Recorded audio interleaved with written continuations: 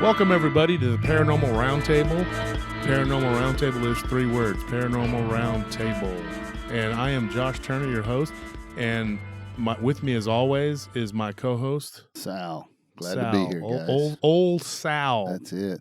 Old Sal, 1999. That's it, yeah. Partying like it's 1999. Yeah, I heard, through the grapevine that some people are thinking there's something to this whole 1999 thing. Yeah. And, it's actually kind of a little bit derivative off that old radio show or actually wasn't a radio show, it was a TV show back in the late 70s, early 80s, around there. It was called Radio 1990, and that's where it show a lot of the, newest acts. I forgot you were so stuff. Much older than me. I don't even remember that, dude. That's yeah.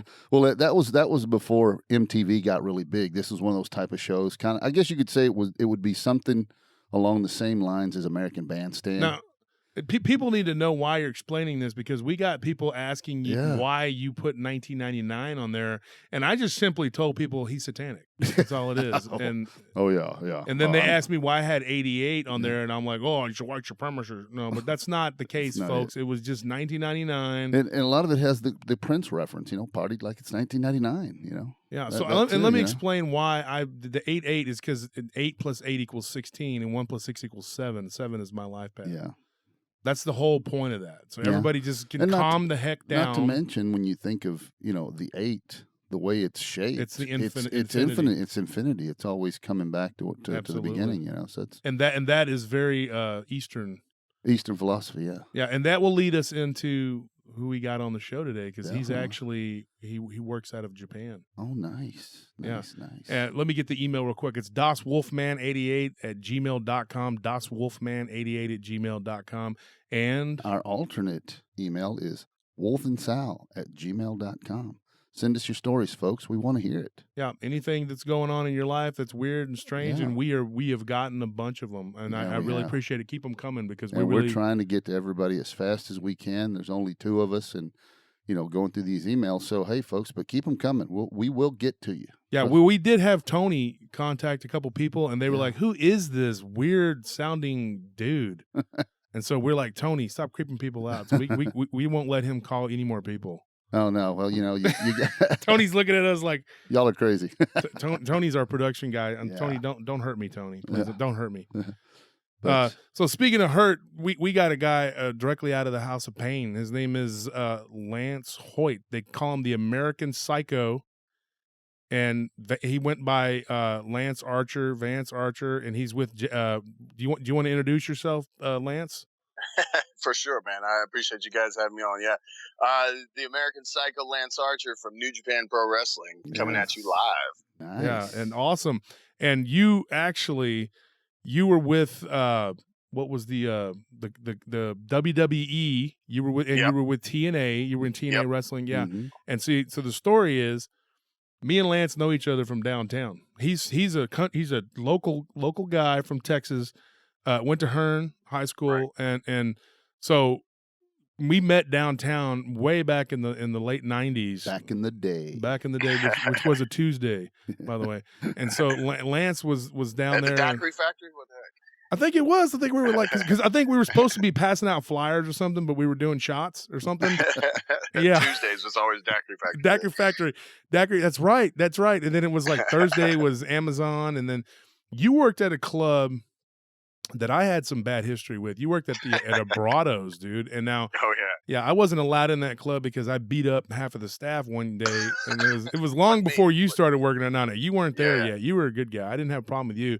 But there were some guys in there. There were some pretty serious knuckleheads. Yeah, I went in there because my buddy Willie Taz, as they call him, was breakdancing, and he won a contest. And then these guys didn't want to pay, and so we got into a fight. And then one thing led to another, and then I was out in the street fighting. But Lance, you can attest that I used to fight a lot downtown.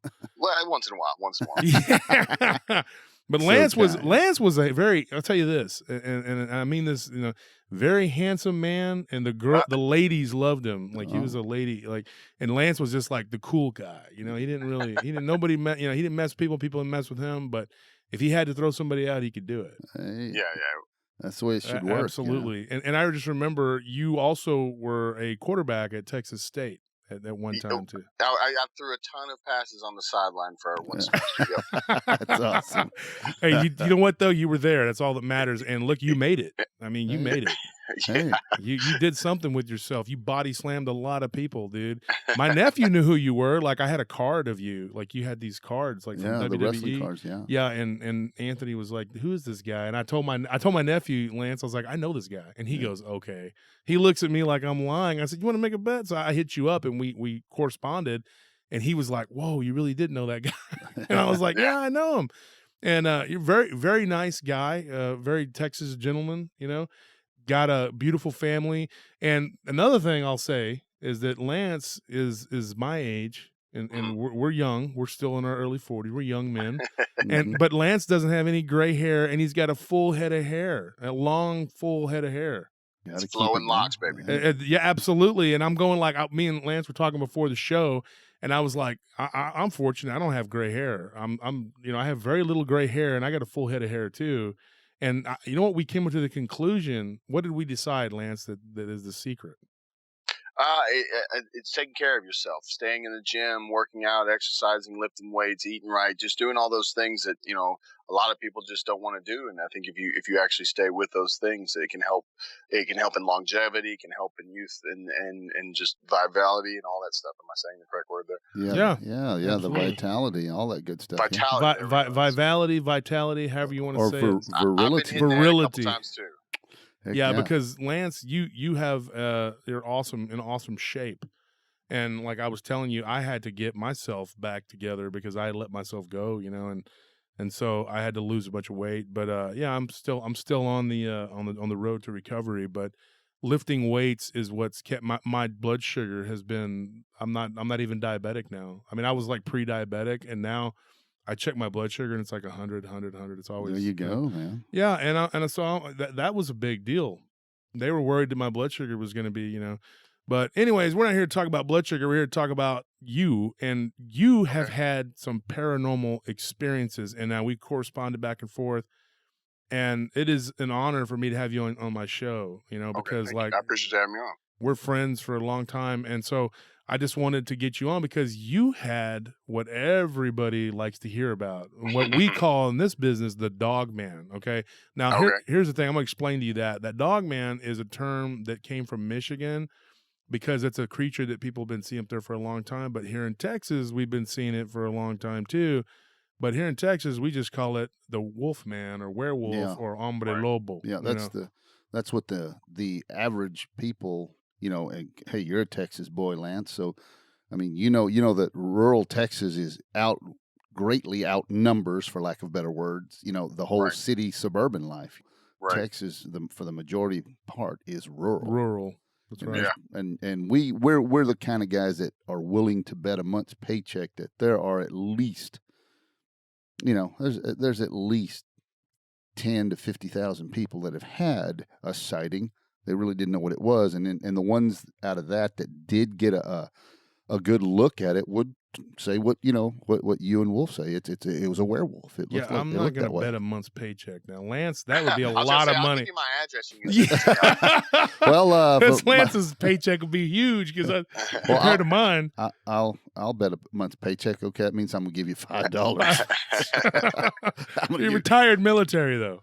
Yeah. It's a retired military check, or like, there ain't hey, the politicians are the ones that make big money. Yeah, we that's don't. Absolutely But like I said, but at the end of the day, it equals up for me about I'm trying to be a little sarcastic, but it's not a whole lot. It's not a lot. No, but that's why you'll bet that though. Yeah. That's why I bet you Lance is like, I'm not betting that. He's like, I'm not doing that. Well, it depends on what month you catch me on. It could be really good or it could be nothing. Yeah. That sounds like my business. I have a security business, and now I just started a demolition business. And sometimes it's feast, sometimes it's famine. Yeah. Hey, you know what's funny, Lance? When I was a kid, there were some friends of ours, and I'm not gonna say their names because I want to, but it was weird because like their dad was the same way. He was like a contractor, and I remember the first time I ever ate escargot was at their house, and then like the next week they're eating like bologna sandwiches, right? And so it's like they get paid and they eat like this really like a king. yeah, it's like caviar, and then the next week you're like, well, we're eating fried bologna. Well, that's why they were eating fried bologna, because they spent it on the stupid caviar. On caviar. Yeah. That's right. Awesome, man. So, but all these weird, going back to what we were talking about, the just the weird stuff in Texas. If folks that are listening, if you get out there and just start looking around and start doing a little search. Heck, we got the internet. I mean, it's a double-edged sword. You can come across a lot of BS, but at the same time, if you do some serious research, you'll come across some really interesting stuff out there. And if you research the weirdness that goes on around Texas, well, there's a ton of it. There's a lot. Yeah, absolutely. And we're going to talk about that. Lance, I wanted to get you comfortable. Let's see. You have a couple different things to talk about, and do you want to talk about the werewolf encounter, or what do you want to call it? I don't know what you would call it. I mean, well, I'd call it my holy encounter, but the holy shnikey encounter. My holy shnikey encounter for sure. It doesn't matter, man. Whatever you guys want to get into, we'll get into it, and I'll just tell my little bit of story. Okay. You did say that you had some ghost stories too from Japan, right? Yeah. It's not mine specifically because I've never experienced it, but I've definitely heard some interesting ones that have come out of the old dojo. Oh, wow. that sounds good. I've always been interested about the paranormal stuff that goes on in Japan because I'm not too familiar with it. I'm still trying to brush up on lore, legends, and so on and so forth. Yeah, I've heard that. The kappas and the oni. That's let's start off with you had 2 UFO encounters, and then you had a werewolf that what you saw. Okay. Let's start off with the werewolf. Let's just tell it what happened. Cool, man. The crazy thing about pro wrestling is that you're always on the go. You're always traveling. You're always moving and grooving. So they're bound to see something, run into something, whatever the case may be. And it was here in Texas, and Highway 35, when you're driving from the Austin, San Antonio area, and you start to get towards Dallas, right past Hillsboro, there's a split. It goes, 35E or it goes 35W. And I go 35W towards the Fort Worth way. And on that road, there are stretches where, like you're talking about, it's rural Texas, and there's no lights. If there's not a business around, and there's not another vehicle coming at you or behind you or around you or whatever the case may be, you can be in areas where it's just pitch black. If there's no full moon out, or if there's no stars, or if it's cloudy or anything like that, you can find yourself at pitch black moments. And there were 4 of us driving back from a San Antonio show. And the 2 guys in the back seat were dead asleep. Me and my friend Bobby Lambert, we were just in the front seat, just talking and, keeping each other awake. Because, we drove literally from Dallas to San Antonio, wrestled at the show, and we're driving back. And it was probably about 2 o'clock in the morning. And literally, we're just driving and we're talking. And again, no businesses, no houses, no nothing anywhere near the area where we were at. So there was no lights anywhere. There was nothing coming at us. There was nothing behind us. And just in a split second, I'm driving a Chrysler SUV, and we almost hit something. And it was the back of this animal, this creature was as tall as the hood of my truck. It was one of those things where I saw it. It was as tall as the hood of my truck. It had probably 4 to 6 inch easy, just straight, wiry black hair. It had a long, bushy tail, and it had tucked it under because, like I said, we almost hit it. It was that close. And it was one of those things, like, even to this day, I still get willies about it, and hair stands up on my head, stuff like that. And me and my friend, we were in the middle of a conversation. Both of us just dead stopped. And for about 2 or 3 minutes, didn't say a word. And then finally, I was just kind of like, all right, I saw something. Did you see something? And he just kind of was like, I didn't want to say anything, but yes. And I was like, what the F was that? And he goes, I have no idea. And he lived in the country of Mississippi. He's got so many stories of snapping turtles and jumping into riverbeds and right on the snakes and just every animal story you could ever think of. And he'd never even experienced something like this. So it was one of those crazy moments where, like I said, we could not have gotten closer to hitting it. And as big as it was, and the image that just came into my mind immediately was that was a werewolf. We almost hit a werewolf. Like I said, it wasn't the classic standing on 2 feet, snarling, half man, half wolf creature, but it was just like some of the stories where you see, a man turns into a wolf, and then this creature, like I said, I don't know of anything that is in Texas that looks like that. I've seen coyotes and I've seen other kinds of animals like that. Nothing is as tall as the hood of an SUV, and nothing has hair like what I saw on this thing. And it was just one of those experiences. Like I said, it happened in a split second. I have a witness with me, my friend, who we both saw it. We both acknowledged it. We both talked about it, and it was one of the freakiest moments of my life. Wow. My brain's going 100 miles an hour, Lance. So let me get started with the first question I want to ask you on that. Yeah. Okay. I met a guy a few years ago that he had done a podcast on another channel. The guy's name is Brenton Salwin, and his show is about the paranormal, investigating stuff like that from a biblical perspective, right? And that's his thing. Long story short, this guy's name was Jacob, lived around the Waco area at the time. And one morning, him and his boss and 2 of his brothers were driving early in the morning, going to Dallas. Yeah. From the Waco area. From the Waco area, yeah. They were in construction. Same direction. Yeah. Except they took the 35 East. Okay. Right there at that split that you mentioned earlier. And they went up the road a little bit, pretty close to, they were getting close to the first little community out there. That's what I gathered. It's after I, listened to his episode a few times. Okay. And as they were coming up, they saw a big carcass on the side of the road. Okay. And they thought it was a cow. It was that big from a distance. They thought, oh, wow, look at that. Looks like a cow. Somebody hit it, and let's slow down and take a look at it. Well, lo and behold, this is around between 5 and 6 in the morning, right? And as they slowed down to look at that, they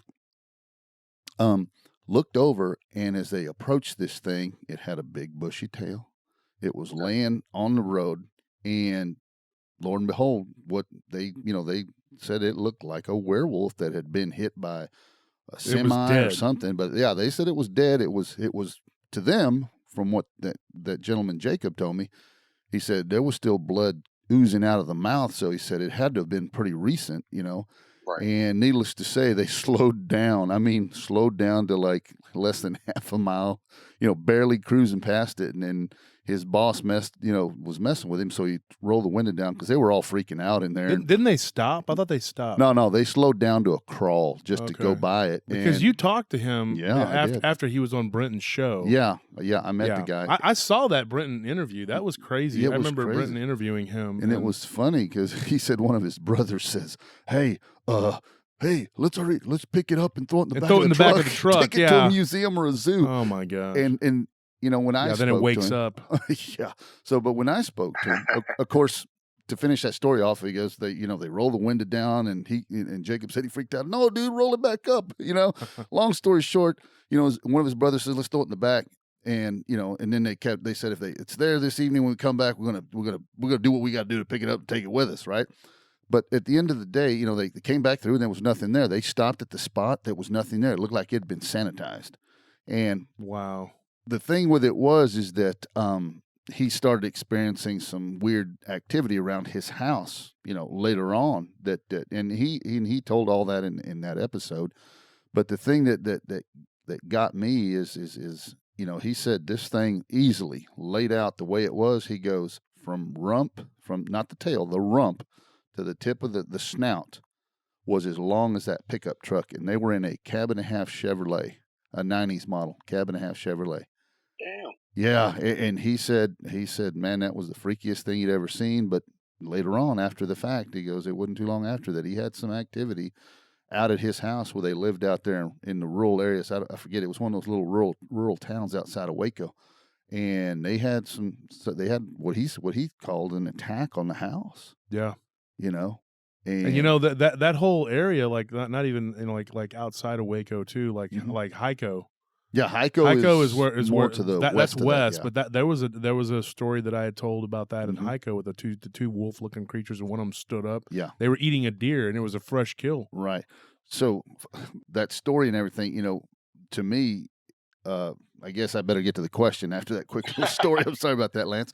But when you saw this thing, you said you said you saw the hair. Did you get a look at the head? Did you get No, it was the tail end. Like it was crossing the highway, right? and we just barely missed it. Like it was. If it had been a dog, that's what you would have thought it was. But I've never seen a dog, like I said, as tall as that thing was, and with the hair and the tail and everything like that. I've never seen a dog like that. And I've definitely never heard or seen a dog like that in Texas. So Wow. that's why, to me, like I said, that's why I call it my werewolf experience, because Wow. I've never seen anything like that. And I've seen coyotes and I've seen wolves and whatnot, and I don't know of any wolves that are in this area and that look like that. And it wasn't wide. Like it wasn't like heavy set animal. Like it wasn't big and round. It was skinny, for a lack of a better word. It was probably, maybe the back end was, just from what I could tell, again, and we passed it so fast. Right. It might have been maybe 1.5 feet wide. Wow. That's still it. That's not that, that's not that big. No, Considering, it's not. I'm thinking like a round animal of any sort of that size would have some girth, and it didn't have that girth. Wow. But the rump of that animal was as tall as the front grill or the front hood of your vehicle. Yes, easy. Wow, that's massive. That's why like I said, that's why both he and I, and like I said, my friend Bobby, who's from extremely rural Mississippi, like I said, who's seen and dealt with every kind of animal. He's been noodling, he's tracked bears, he's done all that kinds of crazy stuff in his life. He was dead silent. And like I said, it was one of those moments where he didn't know what it was. I didn't know what it was. Never seen anything that looked like it, and haven't ever since. And I've driven that road many, many, many, many, many times. Yeah, I've driven that one too. Yeah, it's interesting out there. It does get lonely for a good little bit. I heard you say noodling. Now, people that don't know what that is catching handed catfish, right? Yeah, big catfish. Big catfish with your bare hands. Yeah, that's crazy, dude. Reaching down in a hole and sticking their hand, hoping it bites your hand so that you can pull it out. Oh man, that's crazy. Yeah. So he was stumped and you were stumped, but yep. You saw it on all fours. Now, there's a lot of people that theorize that these creatures spend most of their time on all fours. And like when me and you talked about my encounter, because before the show we were talking, waiting on old Sal to get here. But usually you're so punctual. I know. I got my wires crossed. I was thinking, tomorrow, and it was today, and I was just, and I got caught up doing chores that I had to do and stuff. So but I'm got here quick though. Once I told him, I was like, "What are you doing?" And I was like, we're already about to call him." And then he got up here. You flew over here. Yeah. But I wanted to hear the story, man. He was like, "Oh my gosh," I better get over there. No, what's weird though is like the one I saw, Lance. It started off on all fours too, and when it stood up and ran across the road, it was on two legs. People have asked me many times over the years, like why did it come down the alley and come and stand on two legs? I think they stand on two legs to be more aggressive. Intimidating, yeah. And I don't know what they are. Now, you don't have a lot of experience with these things, but I'll tell you what people say they are flesh and blood creatures that are that way all the time.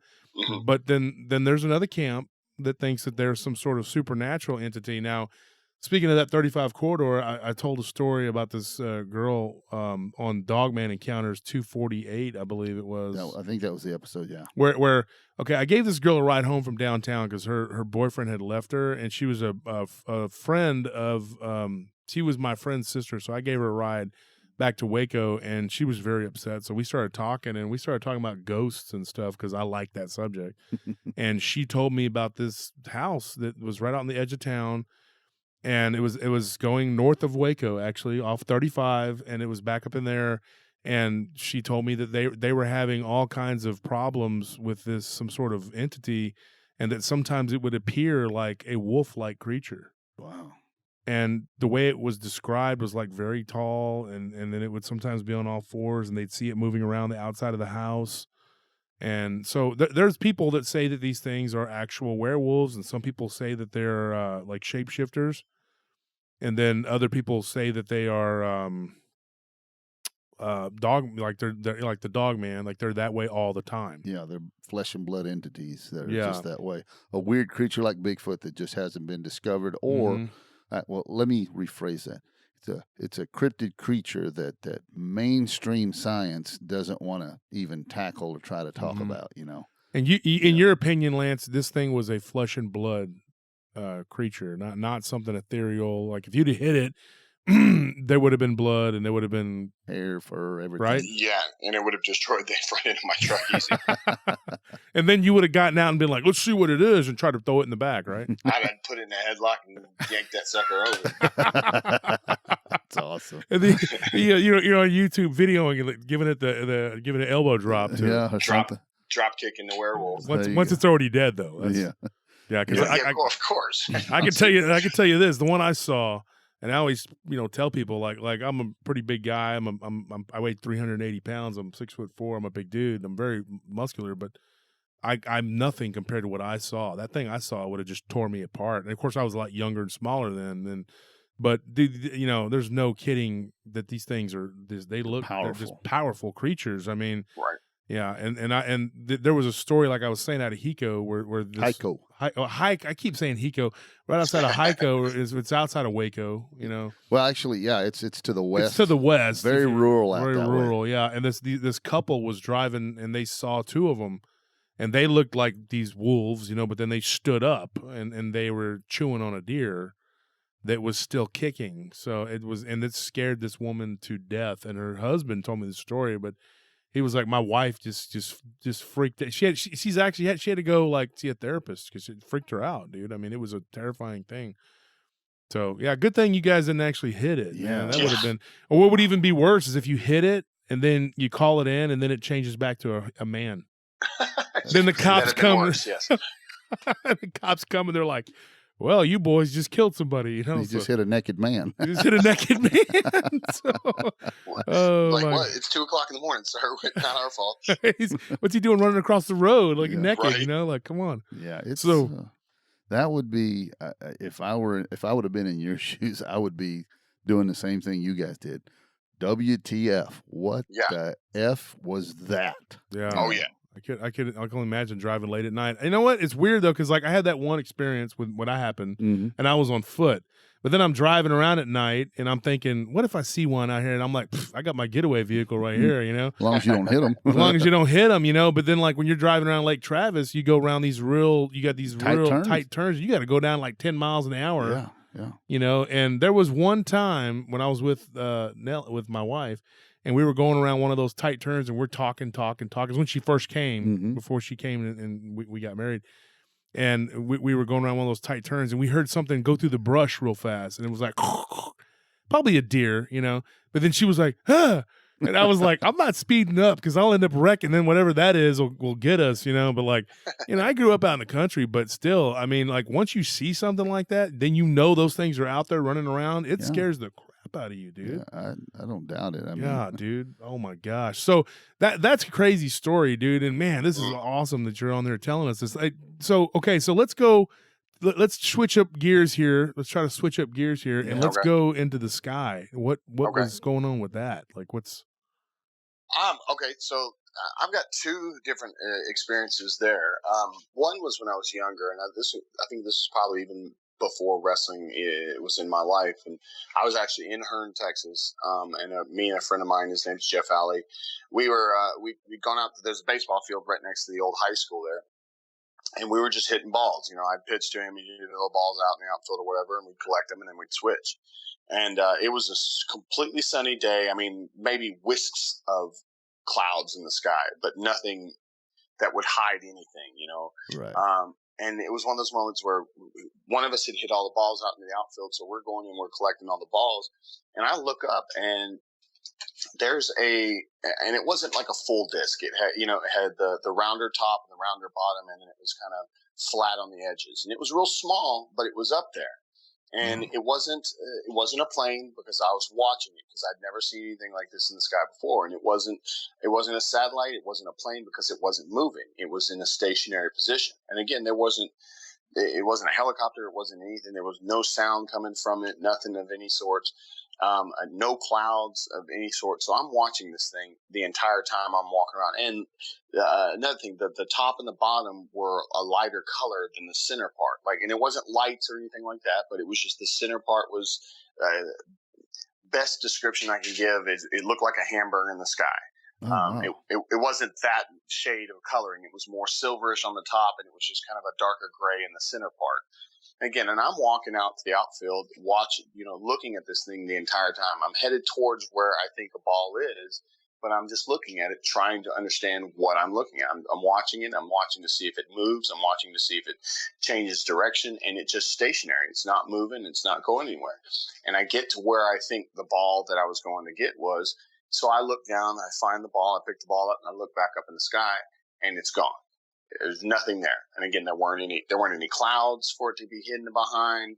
The very small wisps of clouds that existed, I kind of watched them to see if anything popped out from behind them. But again, they weren't thick enough or big enough to be hiding anything. So this wasn't, it wasn't a plane. It wasn't a helicopter. It wasn't a satellite. It wasn't a balloon because it was completely stationary. I watched it the entire time. And this was walking from around the pitcher's mound to somewhere around center field. So it wasn't a short distance that I was watching this thing. I watched it for a good while walking. And then when I got the ball, I picked up the ball and I looked back up and completely gone. Nowhere in the sky. Looked completely around, looked every direction I could possibly think to look, in every direction that I could see. It was not there. It was just completely gone. And it was one of those things I asked my friend Jeff if he saw it. And he's like, no, I didn't see anything. And it was just one of those weird moments. I was like, I just think I saw, that was my first experience. I was like, I just think I saw a UFO. It's like, because I have no idea what it was. It's completely gone. And there's nowhere it could have, just drifted to that would, be hiding behind, like I said, a cloud or anything like that. It was one of those crazy little moments. Like I said, it was, like I said, lighter silverish color on the top and the bottom, and then just kind of a darker gray center stripe almost. Like I said, the ends were kind of not completely flat, but just that wide round. Like I said, the best description is like a hamburger. Wow. So, Lance, when you were looking at this object, and of course, metallic and so on and so forth, but it wasn't shining. It wasn't like, and again, this was a shiny, sunny day, so it wasn't like gleaming off of it or anything. Okay. So when you were looking at this object, how big would you estimate? And I understand looking up at objects in the sky, it's hard to determine size. All my years in the military, we trained on that stuff, and one of the key things when, trying to judge distance and size, one of the big things that we were always taught was that, it's deceptive when you look at something up at the sky at a distance. It's going to be super hard to get an exact size. More, you can do it a lot easier on the ground, but in the sky, it's a lot harder. So how big do you think, what do you think it was as far as size wise? What do you think? How big was it? And that's the thing. I have no idea because it looked like it was so far off that it was one of those things. It was either really, really big and really, really far away, or it wasn't that big and it wasn't that far away. But the wisps of clouds that I could see, it was above that. Oh, wow. So it was pretty high in the sky. So determining an exact size, I couldn't tell you, because it wasn't close enough for it to see any kind of real detail or to see any kind of size measurements and whatnot. I'm just saying the wisps of clouds that were in the sky, this thing was above that. Okay, yeah, that's crazy. And the second question with that, height-wise, I mean, as far as the height of the clouds, again, that's another tough one. I guess would you say about maybe 1,500 feet up in the air, maybe 2,000 feet up in the air, or a little bit higher? I would say higher, just because the wisps of clouds that were in the sky weren't like storm clouds. Storm clouds sit pretty low. Yes, they do. And this, like I said, were just like if it was a completely sunny day and there were just like somebody had torn a piece of cotton and threw it in the sky. Okay. But it was one of those kind of clouds, which means it was pretty damn high as far as the sky or the clouds were concerned. And whatever I was looking at was above that. Wow. That's freaky. And your friend didn't get a look see at it? Nope. I asked him, I was like, did you see that in the sky? And he goes, no, what? And I don't know if he just wasn't looking or if he just didn't see it or what the case was, but he didn't see it at all. Oh, wow. That's Any weird thing, any weird stuff happen after having sighted this thing? Anything, you No, experience any weirdness? no, not me, not to me anyway. Oh wow, that's But it amazing. did happen to his friend. They took revenge on him for not noticing them. Yes, they did. He's always been a weird guy, and I explained it by that back. No, Jeff's always been a cool cat. I'm the weird one. I got into professional wrestling. Hey. Well, hey, you know, it's a successful career though. You did it. I mean, that's all, you know. That's all that matters. I mean, I wasted my time being a gangster. I could have been doing what you were doing. Instead, I was like, you know, being stupid, you know. But that's awesome. And so, you know, that was the first time. So Right. what about the second time? Tell us about that. Well, the second time I actually had some other witnesses, not people that I could speak to or anything like that. So this was during my wrestling time. I was driving back from San Antonio to Austin, and What year? I want to say around 2002. Well, okay. we just want to also let the audience know that's listening is that this is the day and age before the drone thing became there were no craze. drones. Yeah, make sure because No, people will be like, "That was a drone." They always No, do that. Yeah. like I said, that this was the first experience was probably around 90, 95, 96. Mhm. Like no, 96, 97, because I was transitioning from Howard Payne to Texas State. And I was considering playing some baseball along with my football, which is the whole reason that Jeff and I were out there, you know, hitting balls and pitching and so on and so forth. The second one, like I said, was in my wrestling time, so it was probably around 2002. I was driving from San Antonio, Texas, back to Austin. I was somewhere around between New Braunfels and San Marcos, Texas. And I remember specifically, and this was one of those kind of, I guess, I don't know if you want to call it classic. It was a V-shaped set of lights. There was a center front light, and then there were two lights behind it in kind of that V shape. Mm-hmm. And it was one of those things where I'm driving along, like I said, 35 north towards Austin, and I could see it off to my left. And it was one of those things where I'm watching it, and it, you know, I couldn't see any physical shapes around it. You know, there wasn't like a ship or anything that I could see connected to the lights. I could only see the lights. I could see the front center light and then the two other lights, kind of like a V pattern, like geese fly or something like that. And it was one of those things where I'm watching it, and as I'm driving, it's moving, but it's not going fast. It just looks like it's just kind of cruising at a very, very slow pace. And it wasn't very high in the sky. You know, we're talking about this other one, the first one, and how high, and it looked extremely high. This one did not look high, and it looked probably, from my vantage point, maybe, I don't know, maybe a mile or so away just in the sky. And I wouldn't say it was very high, maybe 1,000 feet in the sky or something like that. Not even that high. And it maybe even lower than that. I don't know, just from the distance it was at. Anyway, so I'm watching it. And again, it's moving the same direction I am, but it's off to my left. And as the highway kind of continued on and curved, I just kind of went away from it. But at one point, I remember, because I'm like on my steering wheel and I'm kind of leaning forward and looking at it, watching it, trying to figure out what the heck I'm looking at. And I looked around at other vehicles, and other people were doing the exact same thing. So this wasn't just me by myself seeing it. There were other people on the highway that I noticed were watching the same thing. And then just, you know, again, 2002, before everybody had camera phones and stuff like that. I might have had a cell phone, but it wasn't one of those where you could just whip it out and take a picture of anything or anything like that. The flip ones. Yeah, it was just those regular old flip phones. Yeah.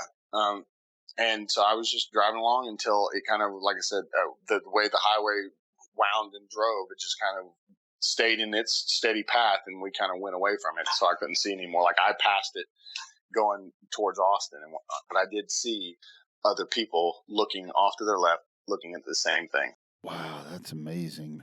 You know, because Stephenville had a big freaking, you know, they had a big UFO flap back in January of 2008.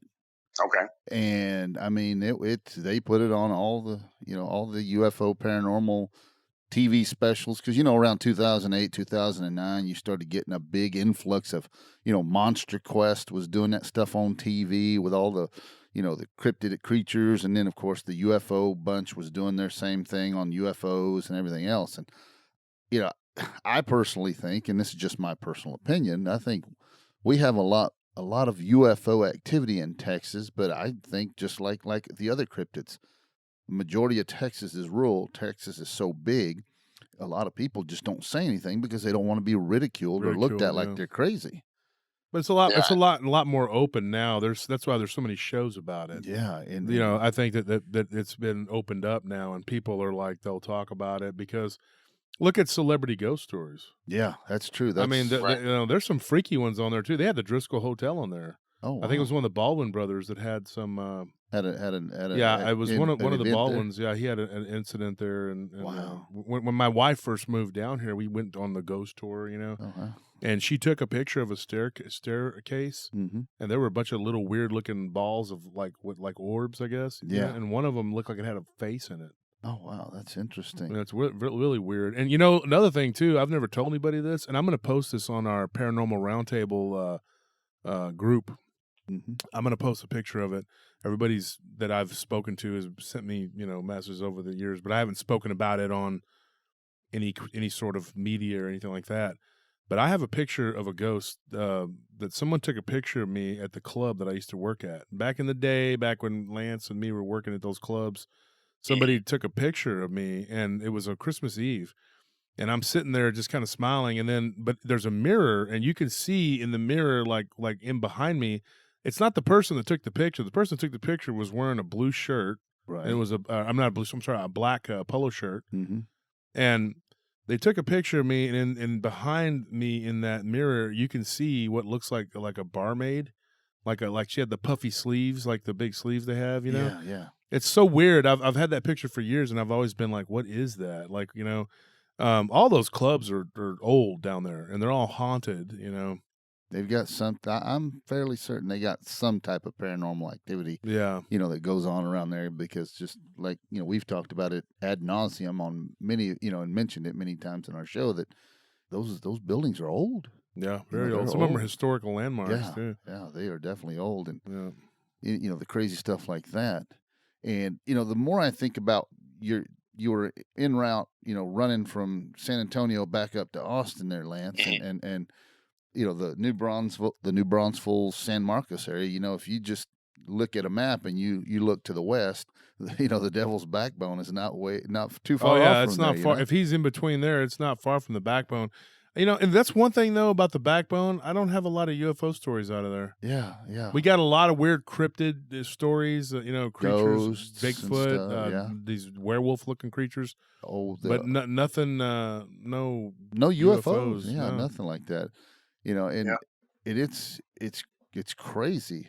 I mean, when you were looking at this, Lance, Mhm. you said it was just kind of looked like it was just kind of cruising along, not really, you know, not. Yeah, I guess kind of the way, you know, you're familiar with where I grew up in Brownwood, Right. Texas, right? You're familiar with the drag, right? Right. Yep. You know, Oh, yeah. everybody would cruise the drag, right? Way too often. Yeah. You know, everybody cruised the drag. So, you know, you know, was it that kind of cruising? Just kind of looked like it was just moving along. Wow, that's Yeah, and like I said, there was no discernible ship around it or anything like that. It Right. was just the 5 lights, the center light, the 2 behind it, in the V-shaped pattern. Again, and I've been flying for a really long time, and I know the difference between, you know, and I've seen planes Mhm. who are, you know, when they're coming in and they're trying to land or anything like that, they look like they're just barely moving along. But a plane and the lights on a plane are very small and very different. And like I said, this was just 5 lights, and the lights were the only thing. They weren't small lights either. They were fairly large orbs or lights or whatever they were. And again, I saw other people watching. I never saw anything on the news. Wasn't, you know, a hugely reported thing. And again, this is before, you know, Twitter and anything like that. Yeah. So, you know, it's not immediately being tweeted and put out there and everybody's talking about it or anything like that. So, you know, I never heard another thing about it. I didn't hear any of my friends or whatnot. Like I said, I just saw other people watching the same thing. And like, as the highway moves and turns, you know, it just kind of went away from it. And we thought we were driving faster than it was cruising. Oh, wow. You know, Yeah. because when you look on, you know, folks can get out there and look up on the internet and, you know, look up the Phoenix Lights. And a lot of those folks out there that witnessed the quote unquote Phoenix Lights that the mainstream media and everybody else and all quote unquote official channels, you know, and official sources were saying it was nothing but flares and all this other stuff. There's a lot of those witnesses that saw them firsthand and watched them for a long time. They were pretty much reporting a light pattern, just like what you Yeah, described. very similar. Yeah. And Yeah, I mean, and I've seen that too on different shows, but it was always like 7 lights, a lot more. Like this was just 5. It was the main center one, and then the 2 behind it. So it wasn't like a set of 7 lights or anything like that, and it was just those right. 5 lights. It was crazy. Well, I would be willing to speculate that what you saw as far as a ship, that unidentified craft, was not a real big one, so to speak. Nothing, I guess you could say, like a mothership or something. I would venture to say it was that would be something along the lines of maybe a scout vehicle. So Well, to speak. I think what they were doing was they wanted to abduct Lance and his buddies, Right. because they wanted physical specimens, but they had everybody else around, so they're like, "Oh shoot, we can't do it." So they just... Well, just a quick story. My Bobby Lambert, the guy who was with me in my werewolf story, again, he's seen a lot of creatures and all that stuff. He's got a great story, and I'll just tell it real quickly. He's got a lost time story. Oh, I got to hear this one. Okay. This is interesting. So, this all came out because we started from that experience. We started talking about all kinds of stuff like that. Like I was telling my UFO stuff, and he's telling me this. So basically, when he was younger, like him and his friends would go hang out in the high school parking lot. But he had to be home at 11 p.m. That was his dad's, like, "You be home at 11 p.m., boy, or I'll whoop your ass." Excuse my language. So he knew that. And him and his friend were just out in the parking lot and just doing whatever, maybe drinking a couple beers. I don't remember what he said they were doing. But anyway, he's like, "I got to go home." So he decides to head home. And he said he's driving home, and he gets to a set of rail tracks that are near his house. And his truck stalled. And so he got out, he opened up the hood, he jimmied the wires on the battery and everything, and everything seemed okay. He got back in and turned right back on, and he drove on home. And he gets into the house, and his dad starts yelling at him. He's like, "Boy, where have you been? What are you thinking? You're supposed to be home at 11 p.m. And he's like, "Dad, I know I'm coming home. I was trying to get home at 11. The truck stalled. I'm sorry if I was a little bit late." And he goes, "What do you mean a little bit late? It's 2:30 in the morning." Holy Jesus. And he goes, "What?" He goes, "How is that possible?" And he goes, "I don't know. You're the one that was out partying, doing whatever you're doing." He's like, "No, Dad." He's like he's arguing with his dad. And he said, literally, he's like, "Dad, I stopped. My truck stalled. I got out. I checked the battery. Nothing seemed wrong. I got back in the truck. It started back up, and I drove home. And I left the high school at 10:30 or something like that. When it took him 30 minutes to get home, thinking he'd be home by 11 o'clock. Mm-hmm. And it was 2:30 in the morning. And his friend didn't come back to school for another week." And then when his friend finally got back, I guess he said they didn't ever talk about it. And it wasn't until like the end of the semester, and he finally brought it up. He's like, "Hey, man," he goes, "You remember that night we were all together at the high school?" And he's like, "Yeah." And he goes, "When you drove home, did anything weird happen to you?" And he goes, "Why?" And he goes, "Well, I mean," he's like, and he tells his side of the story. He's like, "I lost time. I don't know what happened. I stopped at the tracks. My truck died. I checked it. It was fine. I got home thinking I was getting home by 11 or a little after. My dad's mad at me because it was 2:30 in the morning." And the kid's like, he's basically said the exact same thing happened to him, and it scared him so bad he didn't want to go back to school, and he didn't for like a whole week. And then again, they didn't talk about it for the rest of the semester until they finally were like, "What the heck, man?" Wow, that's freaky. Yeah, man, that sounds like an abduction almost. Yeah, I know. exactly. That's what he said. That's classic abduction scenario right there. I told him, I was like, "Bobby, did you have a good time when you got abducted?" He's like, "I don't know." Oh man, that's nuts. I mean, your truck stalls, and you think, "Okay, let me get out and see what's going on." You go check it, and then you drive back to the house, Right. and it's almost 3 hours later. 4 hours later. Wow, that would be. I would definitely be freaking out a bit. That's for dang sure. Yeah. That's just. I mean, but everything you just said sounds like a classic abduction scenario. Yeah. Your friend should think about maybe looking at hypnosis to see if he can recover the memories. Yeah, I don't know if he's ever done it or if he really even wants to. It's one of those scenarios. Yeah, and that's understandable too, because Wolf had a woman, and we talked about it on another show, that another episode about this woman that he used to work We with. haven't released that episode yet. Oh, really? No. We did cover it a little bit. Yeah, that's the one I'm talking about. On BDR, was it BDRP? I think so. Yeah. I think it was BDRP, or maybe one of his friends, or one of those shows. We've done so many. We've done a lot of shows. I mean, but like we were on keep- somebody else's shows, and we haven't released that episode yet. So Right. thanks for giving it away, Sal. Hey, that's a little taste, everybody. God. That woman, she had experiences. She did, and it was me and Scorpion that were Yeah. working with her, and he, and of course, Lance, you knew all these guys from way back on 6th Street, Right. Scorpion, Diablo. Scorpion was working with me at Vignette, and he, was witness to some of the things she would say about this. We worked with her for like a month or two before she ever even opened up about it, and it was because I think it was Scorpion opened his big mouth about something happening to me, and then telling your I don't remember exactly, your but I werewolf remember her incident. telling me, my werewolf incident. But Uh-huh. then I remember her telling us all this stuff about being an abductee for years, and of course I had an ex-girlfriend who had some sort of metal BB thing that she claims came out of her nose, and she had missing time up in Pennsylvania when she was a kid. That's nuts, man. So, anything else, Lance? What else you got? Well, you guys are, like I said, I've never experienced it personally as far as ghosts are concerned, but the New Japan Dojo, the company that I work with, it's a company that's been around for 50 years. They had a dojo. They have a new one now. It's actually in the same spot and everything like that.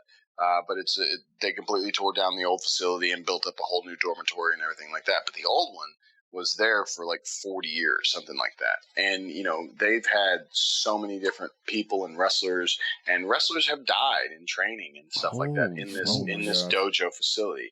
And, What city? What city was this? In Tokyo. Tokyo. Wow.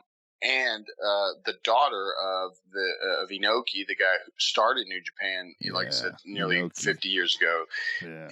one of his daughters died, and I think she died in the dojo. Oh, that's So nuts. supposedly, again, I never experienced this because I only stayed in the dojo one time. I got asked to stay in the dojo for like a week, and everybody's like, "Oh, watch out for the ghosts, man! They're in there," and blah blah blah. And I was like, "Okay, whatever." I've never dealt with this and stuff. And again, I never experienced it, but other wrestlers that lived in the dojo on a more consistent basis have different stories from like waking up and looking in the hallway and seeing somebody and then turning on the lights and there's nobody there. And then the craziest story, and I'll leave his name out of it because I don't know if he wants it mentioned, even though he's not even in the U.S. He was living in the dojo, and he said one day he was sleeping, and he heard what he thought was a child, like making noises, like a child just randomly making noises. And he's just laying there, and he's like, I'm hearing a child, but I don't know why. And so he just laid there for a little bit. And then he decided to look around the room, and he didn't really see anything, but he could still hear the noises. And then he just kind of looked down off his bed, and a girl stuck her head out from underneath his bed. Ugh. Oh. And just kind of looked at him, said she didn't have any eyes, but he could tell that it was a girl. And then he said he's like, I saw her. She didn't really do anything. She was just looking at me, and I laid back down. And I was like, I wasn't going to move or look again. But he said he kept hearing the noises until he went back to sleep, like a child just playing and making noises. But yeah, he said he just kind of looked over the edge of the bed, and there was this girl with her head popped out from underneath his bed, like, hey, how you doing? But, she didn't say anything. She didn't do anything. And then he just laid back down, hearing the noises still, but never looking back again. That's really creepy. Yeah. Have you ever heard of And that's supposed to be the daughter of Inoki. That's the whole one. man, that's nuts. How old was she when she died? I want to say 12 or 13. I don't know for sure. So she was like, She was young. She was a young kid, and that's horrible. It's I'm thinking about this whole thing. You just described this child, this entity that looked like a child, and had no eyes. So obviously, it was like black orbs there. I guess so. Yeah. Wow, that's or just holes, like yeah. hollow eyes. Like It reminds me of that black-eyed kid phenomena that people talk about, and of course, and we covered one of those. Yeah, and then we have a friend Loki that hadn't come on the show yet, but he's seen one or had an encounter with those. And then there was the one out of Taylor, a friend I used to box with, you know, that had gone and saw the thing walking down the road with the black dogs with the cadejos that were with him, and it had hollowed out eyes.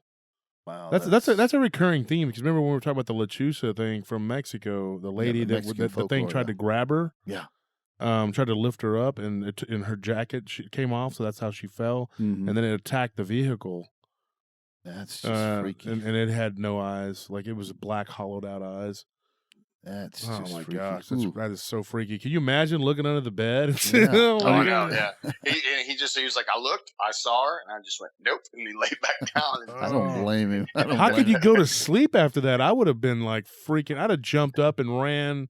He's a big Tongan dude. Maybe he just wasn't afraid. Big no Tongans. Let me tell you something. People don't know Tongans are Pacific Islanders. Yeah, I got into a scrape with a couple of them. There's a funny story when I was at the club.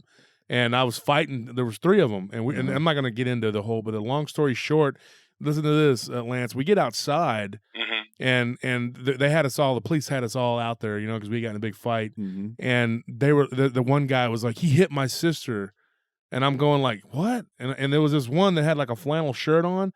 And it was a female, and I didn't even know it. And she knocked the crap out of me, hit me harder than the 2 guys did. I gave them the works, you know. But she cold cocked me, got a good clean shot on me, and I thought, man, that guy hit hard. You know, to get outside and it's a female. Yeah, big old chick, man. I mean, they're big people, dude. The smallest Polynesian. You know, well, I had a lot of friends that are Samoan and, you know, Polynesian people.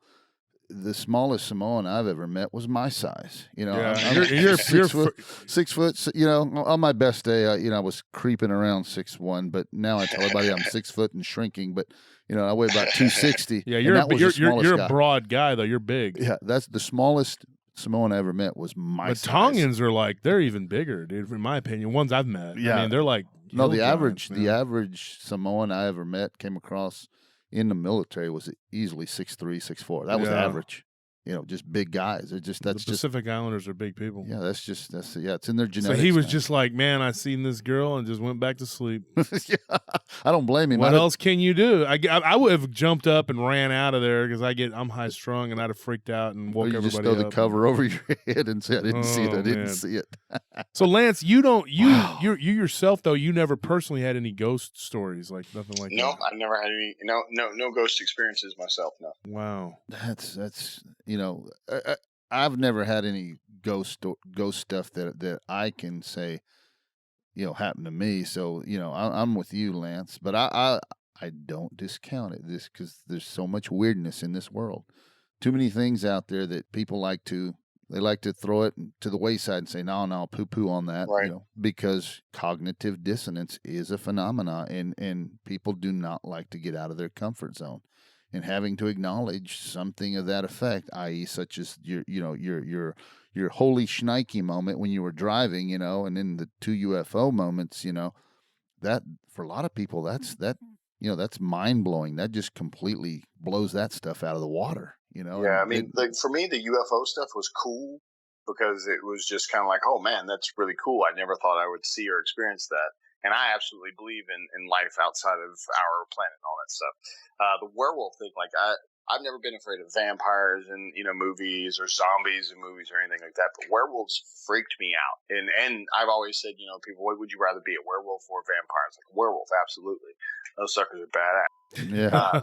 But for me, it's like that cool fear. So when I saw whatever I saw, it freaked me out and kind of like a holy crap moment. Yeah, you know, I have to agree with you on that part. If you have to be one or the other, I definitely go for the werewolf. It's just, you know, the cool factor. But you know, I've never had any real paranormal anything like that. But speaking with Wolf and all the time I've known him and talked to everybody about the house he used to live in. Yeah. We got an episode out there about you've interviewed the people.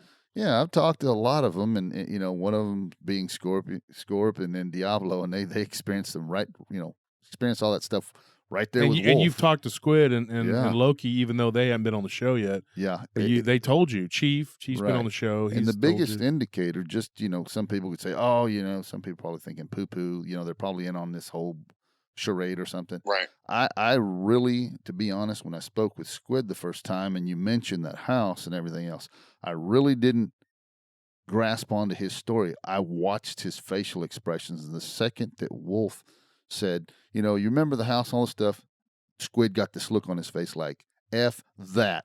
Forget that business. No, you know, it was one of those genuine looks on his face like, Well, he told me that he had been listening to the show and he heard everybody's interviews and he said it brought back a lot of memories. Taz said the same thing. Yeah. I mean, and these were all big, tough guys, bouncers downtown, you know, Squid was a SEAL, you know, these guys aren't cowards. Yeah. But it scared them. There was a lot of weird stuff that went on there, you know, these shadows moving by themselves and whatever. I mean, I don't know, how do you explain it? You can't. Yeah.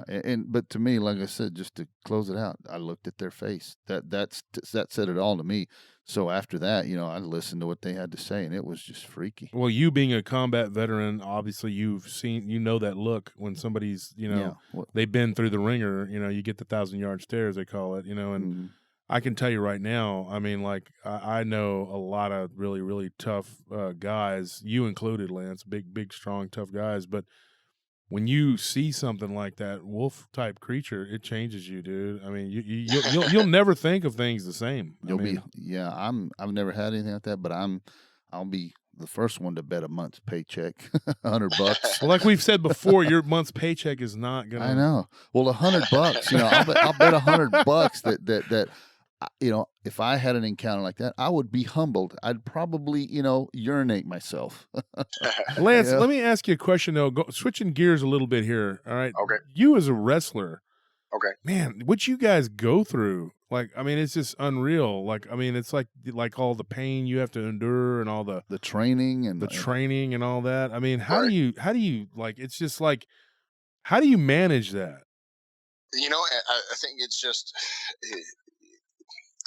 working through pain is a huge factor in all that, because you're always going to have bumps and bruises. You know, I think there's a misconception about professional wrestling and the reality of it. And you know, without giving anything away, what I do, and the best description I can give, is that it's an impromptu stunt act.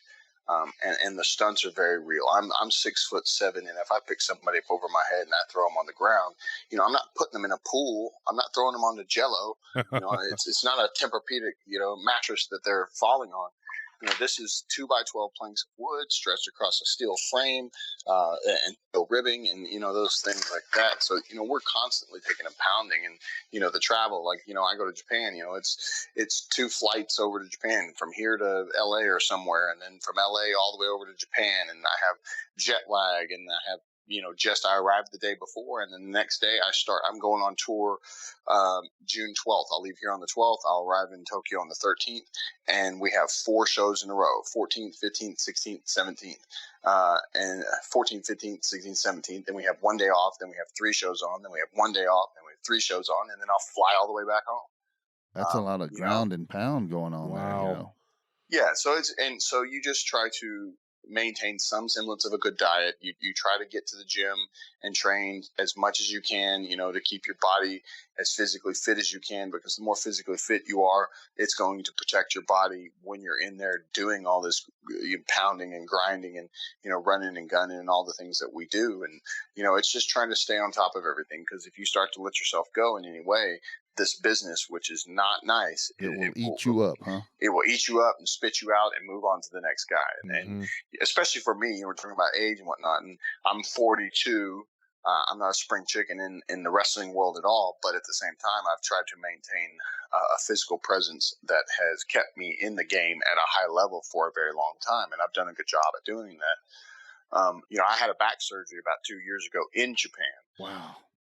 And it took me, you know, 7 or 8 months in recovery. And it was just really paying attention during my recovery as to what I was supposed to do and what I'm not supposed to do, and helping myself get myself back into the ring. And it was one of those things, it could have been a career-ending thing, but I really took care of myself. I researched a lot of the good things and the bad things as far as the recovery is concerned, and strengthened my body and got myself prepared, and I'm back in it and doing it, you know, pretty well now. So it's staying on top of things and maintaining things, and, you know, trying to find the best paths. And as you age, things change. You know, you can't do the same stuff you did when you were 25 anymore. So you have to adjust and adapt both inside the ring and outside the ring. So it's a constant change, it's a constant adaptation, and it's constant training at all times. Boy, ain't that the truth about you can't do what you were doing at 25. I think that No. that's a testament to your intelligence too, though, Lance. As long as I've known you, you've always been a very smart guy, and That's what I tell people anyway. It's a lie, but it's cool. no, I mean it is true. I mean you were always you were a pretty clever and smart guy, and so I think that you that's what you did was like you were there's always there's more to the brain, less to the boot. I mean the body does what the brain tells it, and I think that you've been able to master that. And being 6'7" and being as big as you are, that's a presence right there. I mean, oh yeah, and when you think of you think of guys your height, you've got to take care of yourself just because the way the human body is right now. 6 foot tall, they think that's great. You're perfect. But when you get to 6'7", people start talking about knee problems. You hear basketball players knee problems and all that other stuff. So when when you're as tall as you are, yeah, you played it smart. You definitely worked smarter and not harder. You got yourself back just right. Trying. Yeah. Well, that's a lot. That says a lot, just due to the fact that you researched what to do, what not to do in order to get yourself back in shape. That says a lot. Yeah. That says a lot. Appreciate it. You have to if you're going to keep up the whatever. Keep up the act. I mean, and that's you got to, man. It's and people don't realize like people, they say, oh, wrestling's not whatever. Throwing somebody down on, like, I've seen people like getting thrown into chairs and getting on the that's real. I mean, those people are getting hit with real stuff, and they're getting thrown and getting hit, whether or not it's staged or it's improvised or whatever. People are still getting brutally hit, and other things are happening. I mean, it's not a. I have a couple other friends that do the wrestling thing, the amateur or whatever, but here in Austin, and I explain it to my kids like this. I've seen them do it, and it's I'd explain wrestling to my kids like this because they, my two oldest boys had want to wrestle when they were younger and all this stuff, wrestling around the house, jumping off the the dresser onto the bed. Is this when you broke the cinder block on one of them's head? No, I'm just kidding. I'd tell them they come up and say, Dad, wrestling is fake. That's what my friends told me. I said, no. I said, those guys are getting beat up there. They know how to take a hit. They know how to take a fall. So that way they don't bust themselves up because they got to perform. I said, those are stunts. They're like the stunt men. They are taking a beating. And it's pretty amazing, too, some of the things like you see somebody Lance's size get up on the ropes or something and do something. It's pretty... I've seen you wrestle once or twice. I remember, back when we had corresponded before a few years ago, and you told me, hey, check me out. I'm going to be on TNA. So me and my nephew, who's actually the sound guy who's listening right now, we watched you that night. And, it was you and another big guy. And I just remember thinking, man, like, you guys take some punishment. Yeah. Impressive.